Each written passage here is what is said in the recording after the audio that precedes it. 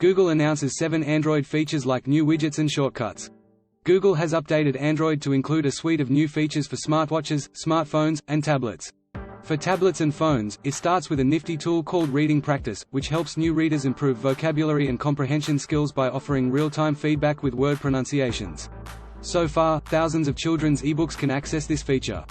The update also includes a handful of new smartphone widgets that give you personalized TV and movie suggestions, track stocks, and more. Google. A new time waster called Emoji Kitchen lets you arrange various emojis as stickers and send them out via Gboard messages.